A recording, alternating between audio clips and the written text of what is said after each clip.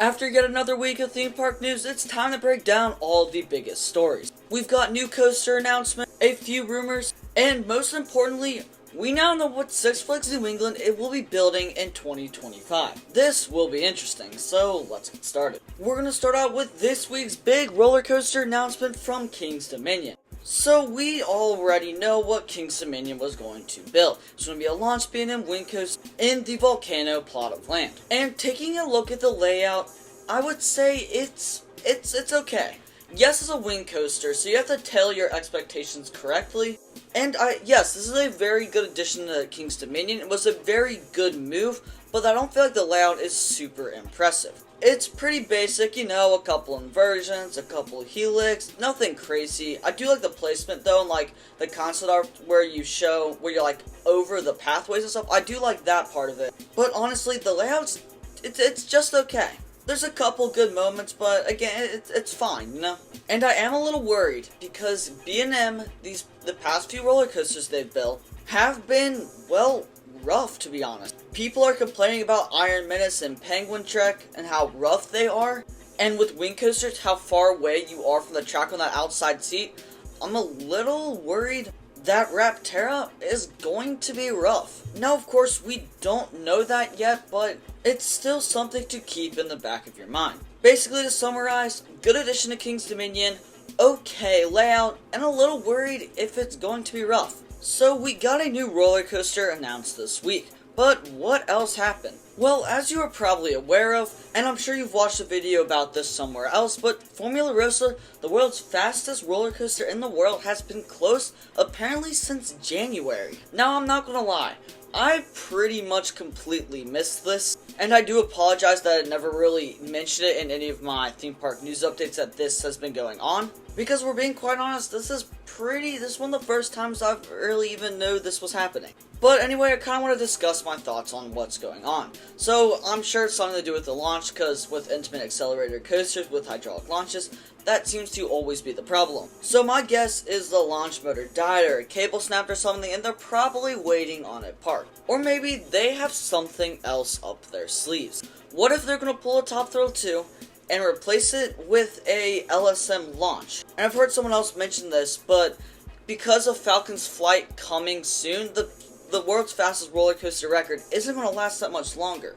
So would it make sense to just replace it with a more reliable magnetic launch, like LSMs, and save a lot of money down the road, because you're not keeping the world record anyway? I would not be super shocked if either outcome happens. They do the LSMs, or they just replace the hydraulic launch and get up and running how it was beforehand. Yeah, there you go. Hopefully this does end up not becoming a problem, like it isn't down longer than it needs to be, and hopefully they get the part, or they decide to do the LSMs quickly or whatever. And if they go the hydraulic launch route, we can get the fastest roller coaster in the world back. Now, to kick off the first of our rumors, Cedar Point is removing Snake River Falls. Now, this is a bit of an interesting decision, because yes, I get this is an older attraction, and it's a water ride, and water rides are expensive. But whenever I was at Cedar Point, this thing always had a pretty long wait. I'm talking 15-30 minutes pretty much at all times. And I made it short, like, when the news broke and everything. Now, we've gotten some rumors on what is going to actually replace this. And one rumor I keep seeing over and over again, and I feel like it would make a ton of sense, is a mock water coaster. Now, if you don't know what a mock water coaster is, it's basically like, take like what you're looking at Snake River Falls right now. You go up a lift hill or whatever, and there's a roller coaster segment with some like sweeping turns, maybe a helix or whatever, before splashing you into the water, like on Snake River Falls or like a log flume or something like that. It basically takes a water ride, but puts it on steroids and mixes it with a roller coaster. It's a really cool concept, and it would make a lot of sense in this plot of land. And you know, you have two massive rides. You have Maverick and Steel Vengeance. And it would give something for, like, younger kids, like, families to do, like, oh, the older kids are going to ride Steel Vengeance and Maverick, whether there's younger kids, they can go ride the water coaster. Honestly, I really love the idea, and I do hope it comes to fruition. Alright, now we're going to do a quick little update on the merger and season passes and all of that. So, I'm sure you've heard that they will now be offering, the new Six Flags Entertainment Company will be offering a season pass that will get you into all of the Legacy Cedar Fair parks and a few select Six Flags parks. We're talking like Six Flags Great Adventure, Magic Mountain, over Georgia, etc. Those bigger Six Flags parks. And they're expected to be released like chain-wide pretty soon, like next week or so, I believe. But apparently they got released first to the Schlitterbahn Water Park. That's right, so if your home park is one of the, or your home water park I guess, is one of the Schlitterbahn Water Parks, a season pass that will get you into all the Cedar Fair parks and a few of the Six Flags parks. So I thought that was kind of cool and interesting that they released it at the 2 water parks in Texas first, but hey, I'm just glad we actually got one of these season passes and not just Legacy Six Flags and Cedar Fair passes. But now, it's time to talk about Six Flags New England, because we have a ton of rumors on what they're building in 2025.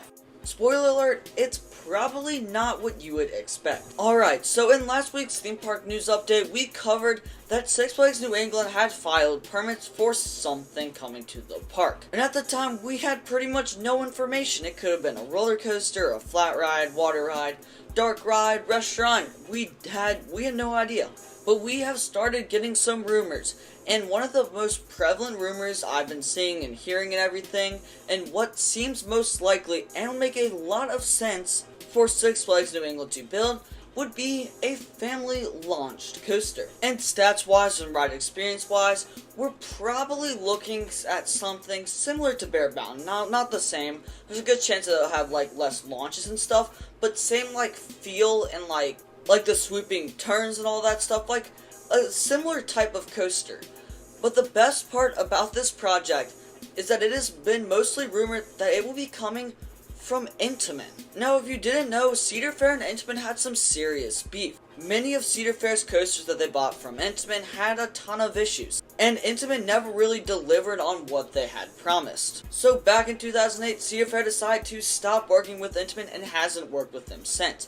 But now that Cedar Fair has merged with Six Flags, I was kind of wondering, many people wondering the same thing, would they start working with Intamin once again? And the fact that we're even starting to get rumors regarding Intamin is a good sign for the future. And even if it's not from Intamin, and the new Six Flags company was just in talks with Intamin, like was maybe even considering them, that's a good sign, because that means the door is open for Intamin coasters in the future. And Intamin delivers incredible roller coasters and has really improved on their designs. So let's really keep our fingers crossed that this coaster is from Intamin and that the new Six Flags company is willing to work with Intamin once again, because that could very well bring a lot of incredible new roller coasters to all of the Six Flags parks. This is really getting me excited about the future of the new chain.